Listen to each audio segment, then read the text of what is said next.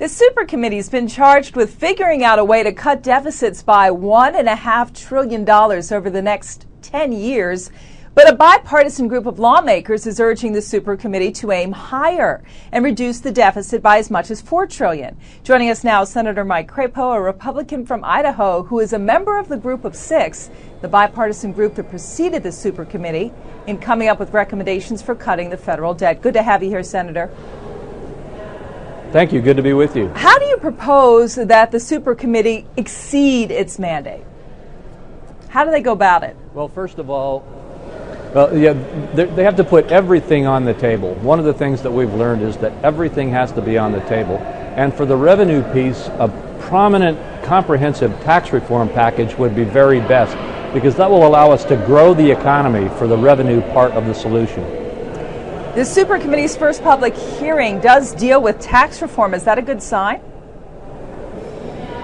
Yes, I think that's a very good sign, because in addition to controlling our spending in Washington, which is the key part of the deficit measures we need to undertake, we also have to have a very prominent pro-growth element to whatever Congress does.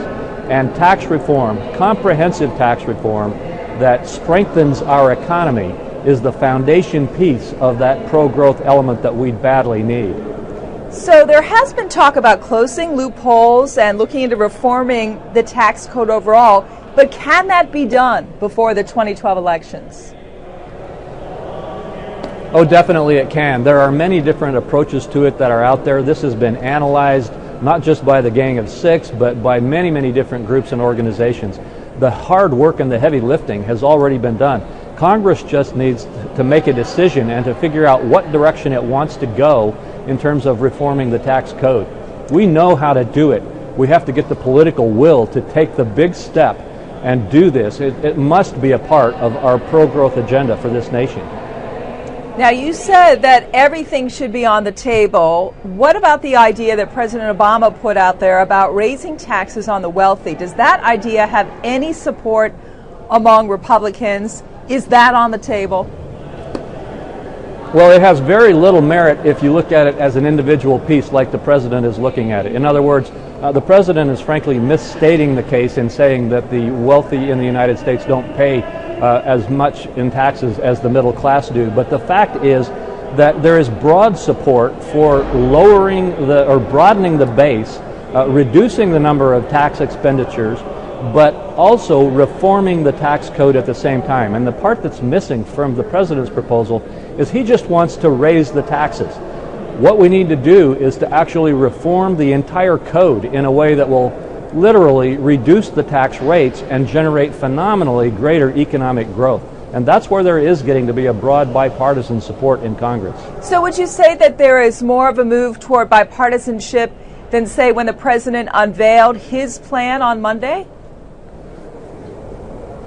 Yes, in specific areas. The president's plan, unfortunately, again, on taxes, tried to just focus on raising taxes rather than comprehensively reforming the code, and then went right back to using the savings in the deficit that we've been achieving to justify more spending rather than to controlling our deficit and our national debt.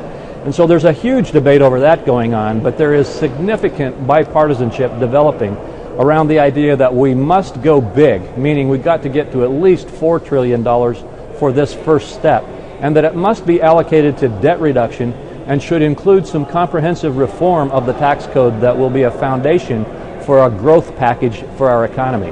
And Senator, in terms of that growth package, jobs, the number one priority for both parties, I'm sure, at this point. Is there a better way of paying for jobs and trying to create jobs that can move in lockstep with this plan to reform the tax code? Well, the way that we've got to go is to recognize that it's not the government that creates jobs. The government needs to create the proper environment for the private sector to create jobs. And that's why the tax reform is the key foundation in the building block. But yes, there are other things that need to go along with that. For example, we see a stranglehold of regulations occurring right now, and we need to control the explosion of regulations. We need to adopt a strong, solid, all-of-the-above energy policy that gets America on the pathway to developing its own energy resources. And we need to have a strong investment in our infrastructure to make sure that our roads and bridges and that infrastructure that is so key to the small businesses in America is in place. And it's those kinds of things that will then help jobs to grow in the private sector. Senator Crapo, very briefly, is there an agreement on both sides of the aisle as to what rate the corporate tax code should be lowered to?